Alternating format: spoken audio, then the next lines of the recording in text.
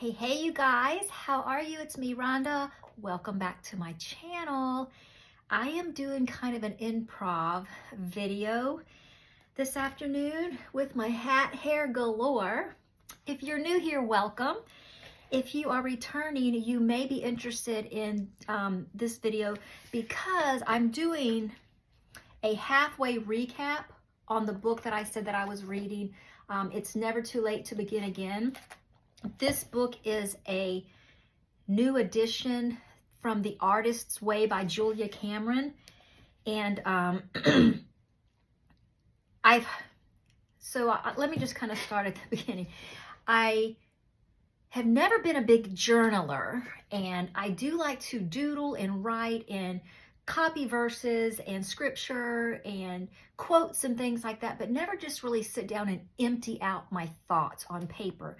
I cannot remember ever keeping a diary when I was younger. I think I had a diary, but like I said, it was mainly doodles, and I don't even remember ever feeling that it held secrets or anything like that in it. So I've just never been one of those type of writers or creativity type people, even though I'm very creative. It just wasn't in writing, so to speak. And so anyway, I came across a couple videos talking about morning pages. It drew my curiosity, and then it kind of threw me onto the course of checking out the book, The Artist's Way. And at the same time, when I was checking out that book, this book showed up. And I thought to myself, well, that's more geared toward like my age. I'm 55, and I'm an empty nester. And so the empty nester part was mainly what I was going for, because I'm not retired. And this book is an Artist's Way program for retirees and other creative souls. So it's mainly for people who are coming out of excuse me, coming out of a career that, that's what they did. Their whole life, they just worked, raised a family, and then just kind of you lose yourself. And so this book is intended to help you, giving you like a little toolkit to help you reignite with some of the things that you may have liked doing in your younger years before you took on all the responsibility of being an adult. Because we all know adulting is hard and it is all encompassing of your life during certain seasons of your life.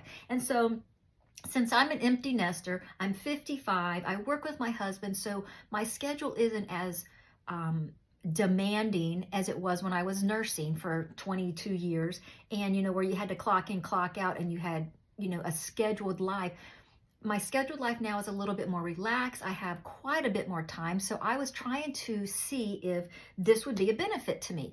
And I thought, okay, I'm just going to do it. It's a 12-week program. I'm going to commit to it. And I'm usually disciplined when I commit to something. I just, continue doing it. However, just today, I started week 7. So like I said, it's a 12-week program. And so every Sunday, I'll sit down and read that chapter for week 7, work through the little questions and stuff. And I'm going to be honest, from the beginning, once I realized kind of what the morning pages were, it's almost like a brain dump. So you get up first thing and you write 3 pages, just whatever comes to your mind, you're just dumping it out and you're writing out. Feed the dog, take out the trash. Oh, I forgot to do this. Oh, I think I'm going to do that. So anything that may be boggling up in your mind when you first wake up, you dump it out. And then I would do that. And then I would get into my quiet time. The first few weeks, I felt really good about it. I'm like, okay, well, this is kind of neat, because I found myself just almost kind of talking to myself. Then it would turn into like a prayer, and then I would say, thank you, Lord. And then so I was kind of getting confused between brain dumping and then just doing my morning prayer. And so I just kind of kept going, and it really did. I felt like it took stuff out of my head, and I was a little more focused in my work. But I also, at the same time, now looking back, I was actually getting my morning prayer out at the same time. So was I doing the dump pages? Was I doing the morning pages correctly in a brain dumping scenario? Or was I turning that into my kind of like my just writing out some prayers and then getting into my quiet time and having a little bit more focus? So I started doing that. The other part of the toolkit is going on an artist date. And the artist date comes from the little memoir, how do you say that? Where she asks you a few questions, different ages throughout your life span. Each week you go 5 years further into your life, 5 years further. So last week I was in my 30s, and this week I was in my 35-ish. So anyway, there's questions that pertain to what's going on in your life there. So your artist date is to kind of be drawn out from what you write in your memoir. So if you liked, I don't know, when you were younger, you liked wildlife, and you would take it upon yourself, well, when was the last time I went to the zoo? And then so you would just make a date with yourself. Nobody else is invited. It's just you and yourself as a date. And you would take that initiative and you'd go to the zoo, or you'd go to a coffee shop, or you would do something that you would normally not do on your own, because it's trying to get back into your creative mode, so to speak, so that what is it? Is it the smell that draws you in? Is it the hustle and bustle of the noise? Is it the music that they're playing? What is it that triggered this? And while I didn't ever really do an artist date, because I kind of do that on a regular basis. I like to do, like if I want to go out and do something, I'll go to Hobby Lobby and just walk around. Won't buy a thing. I'll think I need everything in there, but then it's overwhelming and I'm like, I can't do anything because I'll have to change my whole house. So a lot of times I just go there just to look, and I get that release and that endorphin rush and that dopamine high, and then I leave and I just feel really good, even if I don't buy anything. So I do that periodically anyway. So I didn't partake in the actual artist's date, so to speak, because I felt like that was something I already incorporated in my life for most of my life. And then the other thing was doing an artist walk, where you would just walk for 20 minutes. You'd just go outside and walk around. Well, I do that on a daily basis anyway. I work out by myself. I'm in my head. I have my own quiet time to myself. So I didn't really feel drawn to do an extended version of that, because when I am in my workout and I am walking, I am thinking, I am connecting and praying and talking and just kind of in my own head at that time and just enjoying that quietness with myself. So I didn't do that either. So really the only thing that I've been doing from this book is the morning pages. A couple weeks, and I've shared this with my friend Maria, how I think I like doing them because I do feel a sense of more focus and less distraction when I get into my quiet time. But like I said, it had kind of started turning into like a little prayer. Even if I flipped back now and I read it, it's almost like a repetitive thing that I'm saying. So it's not really dumping, or I'm not really releasing anything. And you're not supposed to sit there and think about things to write. If you can't think of anything, you're supposed to just sit there and go, I don't even know what to write. And I've done that in the beginning because I didn't know what to write. And so I would continue just to kind of, I don't know what to write. Oh, you know what? My ink pen's running out. It feels dry. It's not writing as smooth. So I would write things like that down, and then it would turn into a prayer. And then I'd thank God for the ability to buy a new ink pen. And, so it would just kind of go into something like that. However, what I was enjoying was a lot of the psychological tips and thinking things that would come up. For the first 5 weeks, it was pretty good. It would make you kind of reflect back on your life a little bit, have you pull up some feelings. What were you feeling at this time of your life? And then it would give you, just kind of connections. This was maybe why you were feeling that way, and why this particular toolkit can help you bring that creativity back out.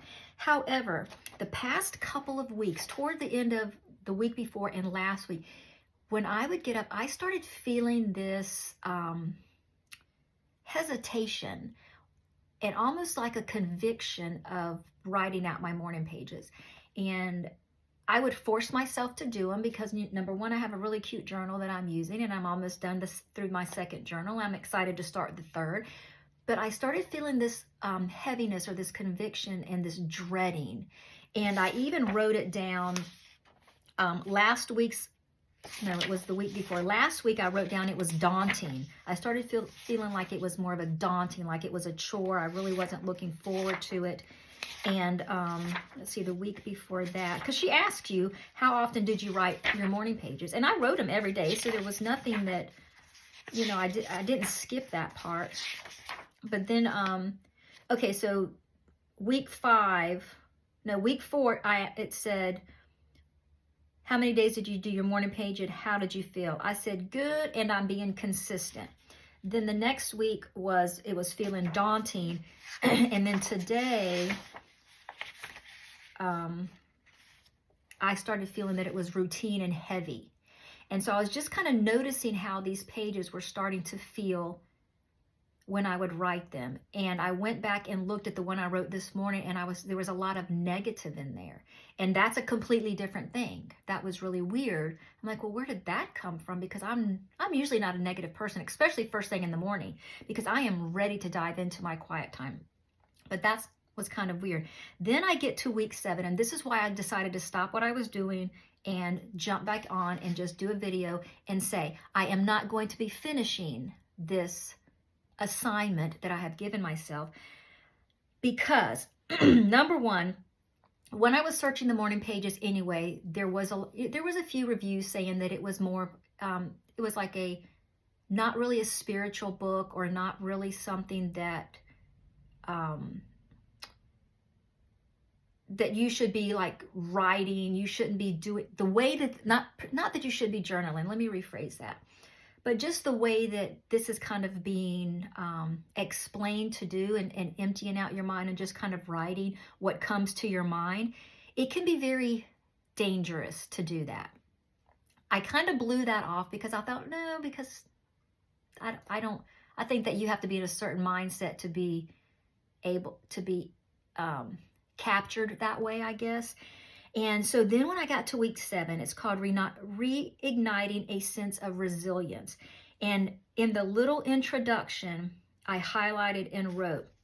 So I'm just going to read it to you, and I would love to know your opinion, because I really don't want to read into this, but it's almost like it's come at a time that's made me go, okay, Rhonda, so that heaviness and conviction that you were feeling, this is something I want you to pay attention to, and I want you to reevaluate what you're doing. So that's how I took it just now when I was reading it. So let me read it to you.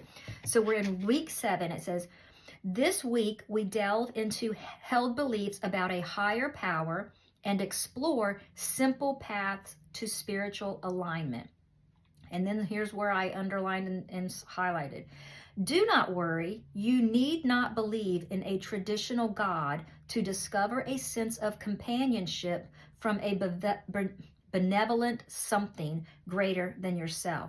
This benevolent something may come to you as a guidance, an inspiration, as synchronicity. It may appear as a lucky break or a chance encounter. In your work with your memoir, you may find that you explore a period when you grappled with spiritual questions about your place in the world. How many of these questions remain with you today? What were your answers then and now? Practicing self-care, moving ourselves forward but not too quickly, counting on ourselves but not burdening ourselves. We are resilient. So I kind of was like, whoa, wait a minute. I can take a little bit of like spiritual neutrality, so to speak, because I know where I stand in my Christian walk and in my faith and in my God. But for whatever reason, when I was reading this again, I got that it's a feeling, it's a conviction, and you know when you're getting that. And so anyway, I'll just drop that out there too. And so anyway, I turned the page. I said, you know what? That raised a red flag to me. And then I just kept reading. It talks about some scientific stuff, and how she gives a couple stories of people who worked through things themselves and were proud of themselves, and then reflected back on themselves. So it started talking a lot about you are in control of everything. You have to just make that decision to take the initiative to do it. And I'm like, okay, well, I can get by that, because I've walked that walk and I fell through that and overcame it. But then when I got to the part, it says our unique concept of God. And I don't know why when I get on here, I get a little froggy in my throat. So anyway, y'all, I'm just going to read a little bit of this because I didn't even turn the page after I got to this part. So it won't be much. It says, our unique concept of God. Before you cry out, God, is this a religious book now? Let me explain what I mean by God. Yes, it may be a religious God, little g. I caught that.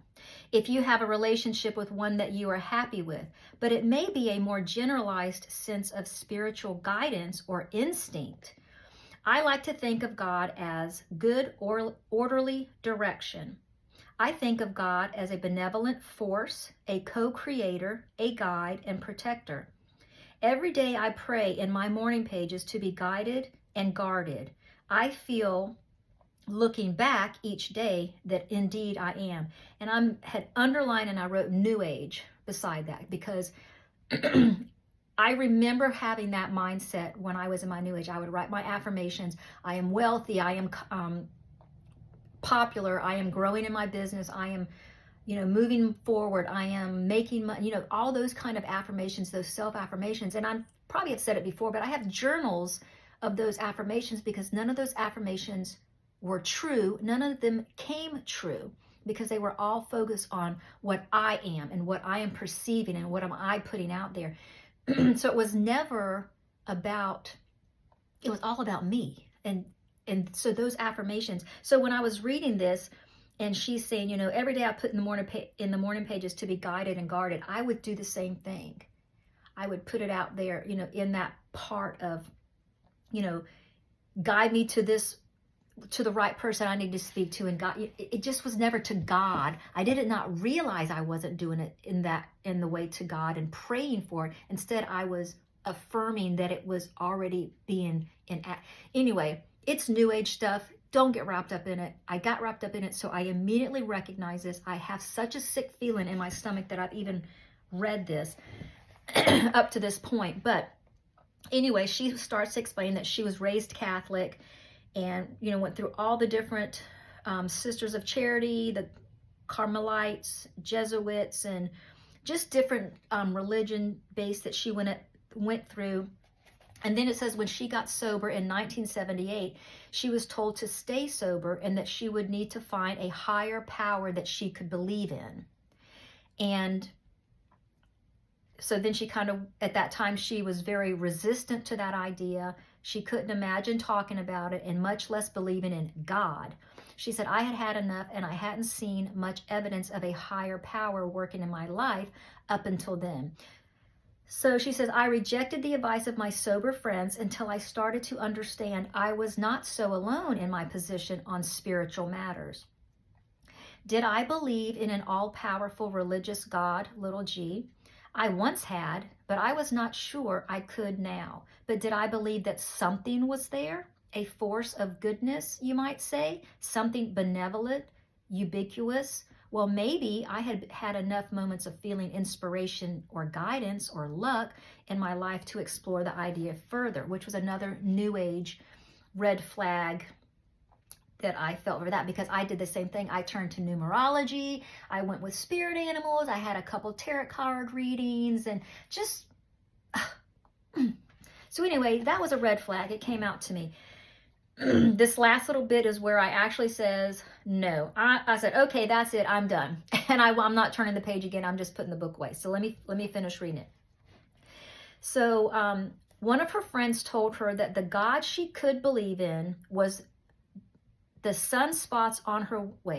When one of my friends told me that the God she could believe in was the sunspots on her windowsill, I started to understand that maybe I too could name a God that I was comfortable with.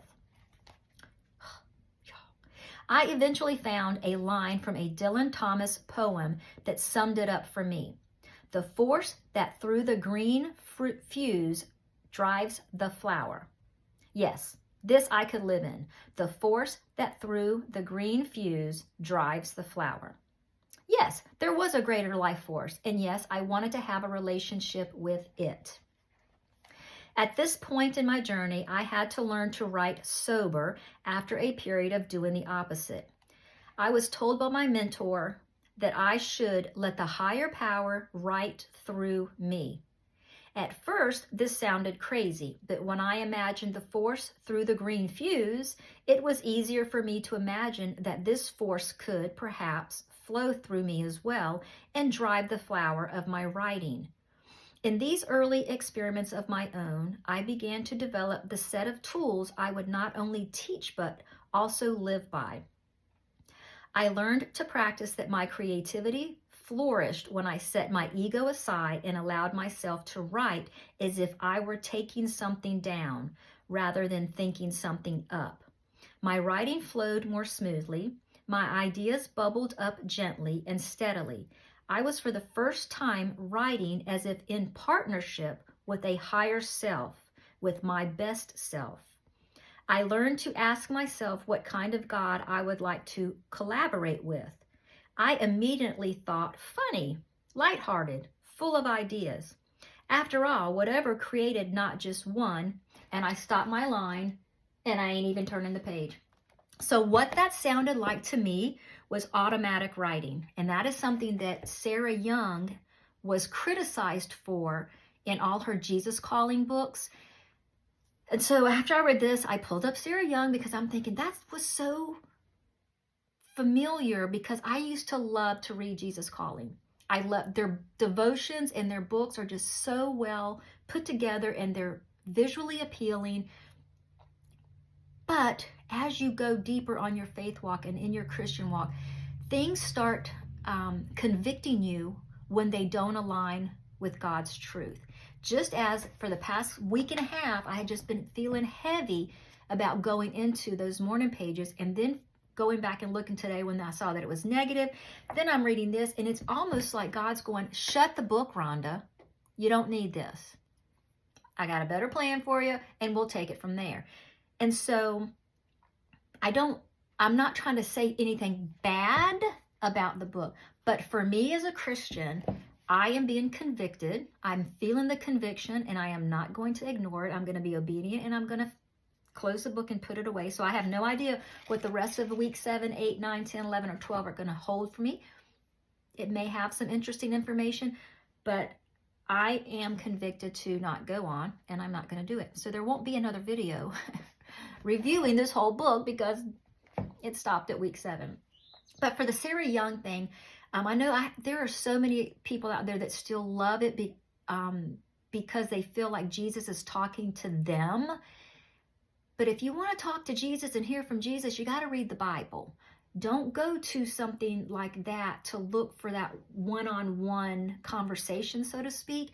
And I know that, she had a very good religious life and all that kind of stuff. But the criticism is that it's almost like blasphemy when you are saying that you're getting these revelations directly from God and you're writing them out and then you're switching it to be like first person so that God is speaking to you. That's a little wonky.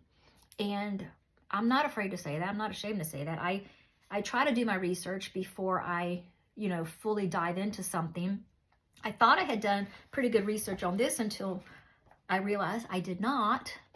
Or maybe what I read in the first few chapters was something that was going to be helpful for me because it really was interesting talking about ego and things like that. And I always like that kind of stuff anyway because I love psychological thrillers and I love movies that make you think and twist and turn because it just really helps, just pulls at at those neurons.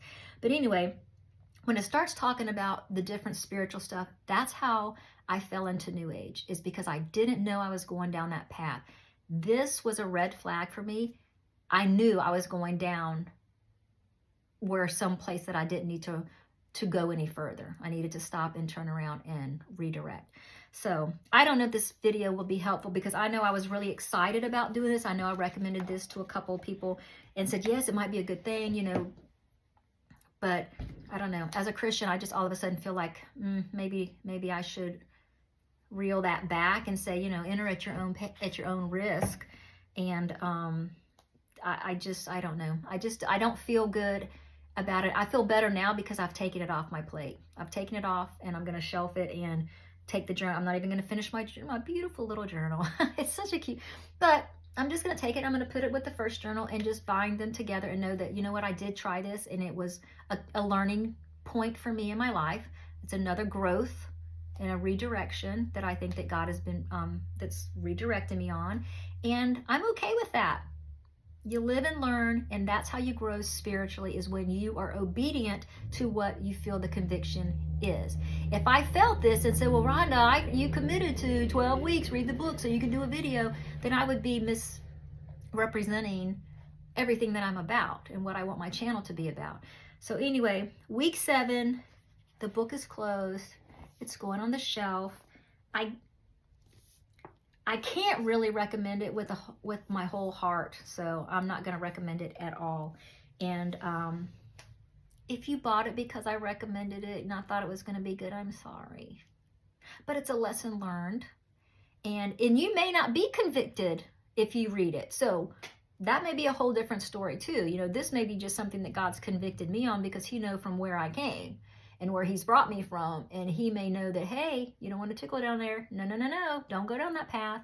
So I just want to make sure that I'm being obedient and sharing going forward because, yeah. So anyway, happy Sunday. I hope you have a great rest of your day. And yes, please, if you have any comments or any questions or even, you know, experience or whatever, drop it down there. I would love the conversation, even with the Jesus calling and how that kind of was a little, I was surprised that that was the first thing that came to me when I was reading that. And I'm like, oh my gosh, that sounds like why I was pulled off from, I mean, I had it on my phone. I had, you know, the cute little journals and everything. And I'm like, I got rid of them. So, you know, that was the first thing that came to my mind. So maybe that was, I don't know. You know what? Only God knows. I just try to be obedient. So anyway, thank you guys for hopping on and catching the video. I appreciate it. I'll be back for the next one. Bye. Hey guys, editing Rhonda. I've seen them do that before, so I thought I'd pop on here. But I wanted to kind of interject here because where I was just saying that the morning pages, you know, are kind of like to empty your mind and stuff. That's where also in the new age with the yoga and the meditating and, you know, how they tell you that you should empty your mind, and the emptier you make your mind, then that's what brings you closer to your inner self because the distractions are gone. But also what that does is open your mind completely for the spirits that are constantly swarming around you. You know, just waiting for that opportunity to pop in, that negative thought, that dark feeling, that depressive, oppressive feeling. They're waiting there for that. So I was feeling that this writing and this emptying of your mind and your morning pages started to feel heavy. I'm telling you, now that I can actually talk about it out loud to myself and say, you know what, that's exactly what was happening. It's just like when you were in your yoga and you would sit there and you try to meditate to empty out your mind so that you could fill it with just nothing and just allow yourself to connect to yourself. Oh my gosh, I can't believe I did all that, but I did all that. And so the emptying of your mind in your morning pages, to me, resembled that. So that just allows things to come in, thoughts to come in. And that's not what we want. We want to meditate on God's word. We don't want to empty anything out of our head. We just want to keep filling it with God's word and meditate on His scriptures. And so I wanted to plug that in because that was another thing that I started feeling is just that heaviness of trying to empty out my mind. So, and then just the past week of that heaviness coming in, that's something to pay attention to. Just saying.